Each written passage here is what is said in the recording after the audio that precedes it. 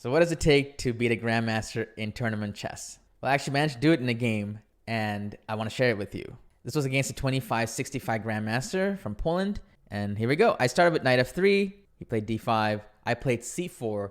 This is the red t opening. My opponent played e6.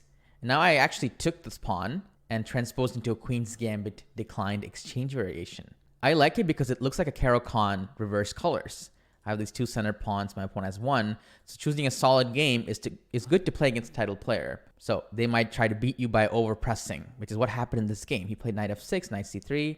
I brought my bishop out here after c6. I don't want to play e3 when the bishop's here because that would block the bishop. And then he played h6. I played bishop h4. I don't want to take the knight because this is a pin. And this kind of, even though the bishop and knight are same value pretty much, in this position, the bishop clearly is better than the knight because it's the one that's pinning it. I expected my opponent to play something like bishop to e7, unpinning, but he overpressed. He played the move g5, kind of a spicy move. He's clearly trying to beat me. You know, my rating is 2356. He's a couple hundred points higher. So he's taking a little risk here. I played back, and he played bishop f5.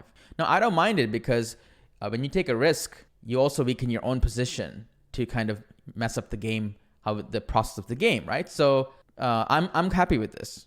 So I played e3. My opponent played knight e4. Pretty aggressive move. Once again, trying to go for my bishop pair. So I was debating to take the knight, but then I didn't like that they would just take back with the pawn, and my knight's kind of has to run back.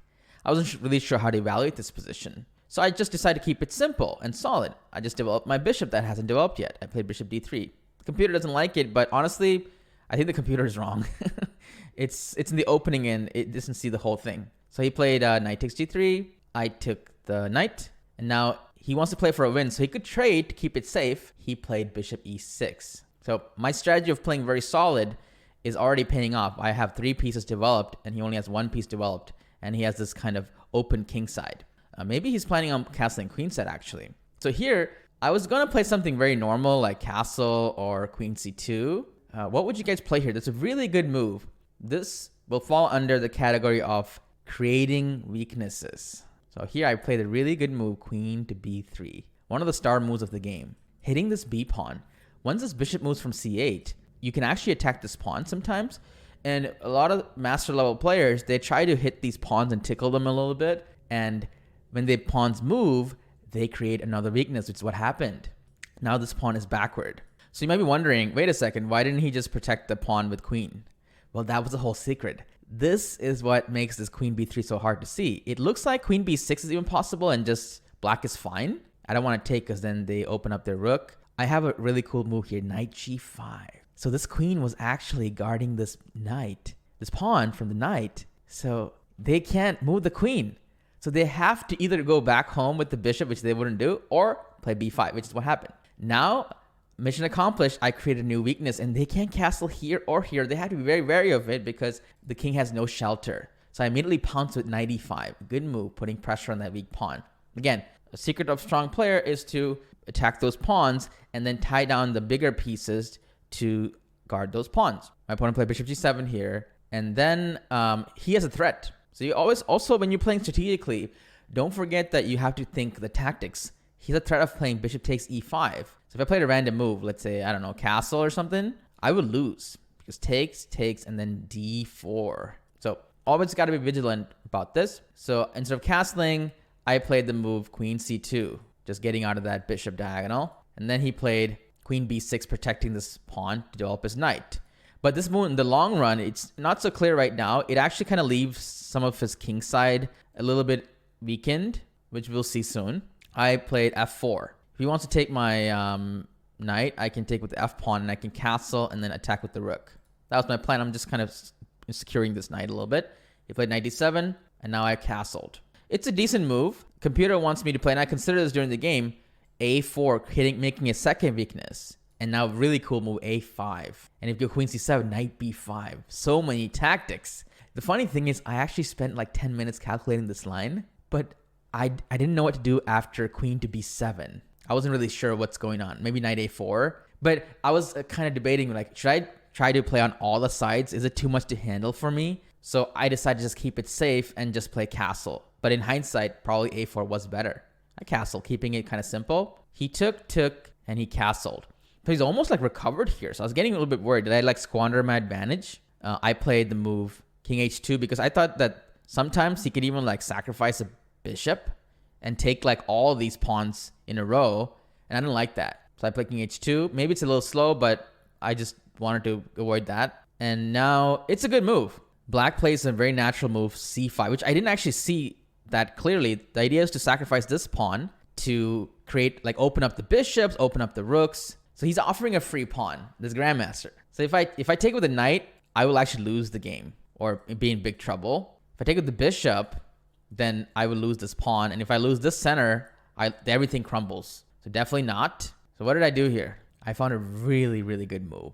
I think this is the move that won me the game. And I checked with the Stockfish, and it completely agrees that by far it's the best move. So black's threat is to take this pawn and win my pawn. I don't really have a good way to defend this pawn. I can go knight e2, but then my bishop gets almost trapped. I had to go here, and I'm not so sure about that. I played queen d1, going back to the starting square. And it's such a good move. This move has like 3 ideas rolled into one. The main thing is to protect the pawn. If they take the pawn, I have a cool move here. Bishop h7 check. And now I win the queen. But it goes deeper than that.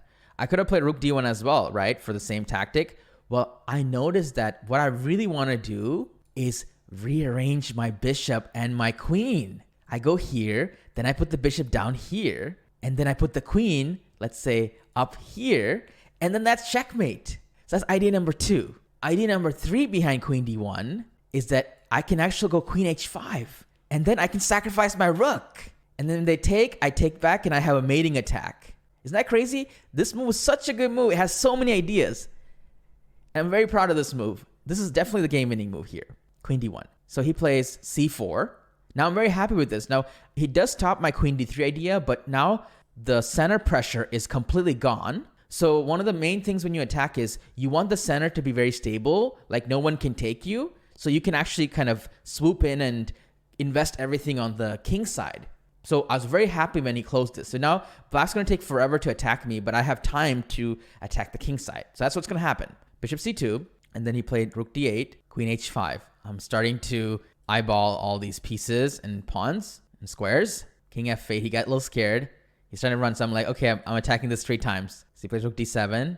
Now I'm like, okay, I'm attacking this 3 times. He's defending this 3 times. What do I do next? Well, which piece is not doing anything? The rook. So I double the rook with rook f2, trying to bring a 4th attacker. So he plays back here. Now the bishop's under attack, so I went back. And he plays the move a6, which is a good move. I'll tell you why. This rook can also now add a defender. So I play rook here, and then he played king f8. He wants to run because I'm going to go rook f6 and take this pawn. Like, just barbarically attack everything. So he plays this. He wants to run.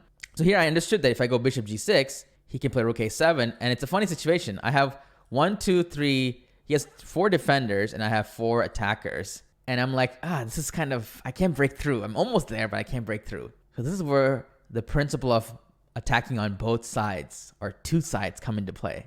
This is the weakness for black. Clearly, I'm like honing in on it, like overkilling on f7. I noticed that this bishop and this rook is also guarding this pawn. So I played a really nice move here. Pawn e4. The idea is if they take my pawn, then pawn to d5. This knight is gonna trade off for the bishop. So he's completely trapped. If he takes, game over. This is actually mate. See how important the center is as well? The center can influence all sides. So e4 is a way to incorporate the knight and even the pawns in the attack. This move shocked him. I am sacrificing my pawn on d4, by the way, but I don't care. I'll just take it. He played rook a7 anyway. I took. And now his idea is that if he took with the bishop, then he loses the bishop and the rook to d5, right? Then I can just win by taking this because I have 3 versus 2. So he took with the rook instead. He's sacrificing his rook. So I took it, and he keeps his bishop. And so he still has 3 defenders. So now comes the final move of the game. He resigned after this. I played bishop to g6 back, adding a 4th attacker to this pawn. And funny enough, he cannot add a 4th defender without losing his queen. The only defender that he can bring is the queen. But if he goes queen somewhere like e6, he just resigned because I can just take this. And awkwardly enough, the queen eventually has to sacrifice itself just because you protected the same number of times. The value of the pieces matter too. So after this, he's going to be down a queen. So yeah, this is what it takes to beat a grandmaster, guys. You need to play solid chess and wait for your chance to attack when they overpress you. You had to do prophylaxis, stop their counterplay, all kinds of things. So I hope you enjoyed it. I'll see you in the next video.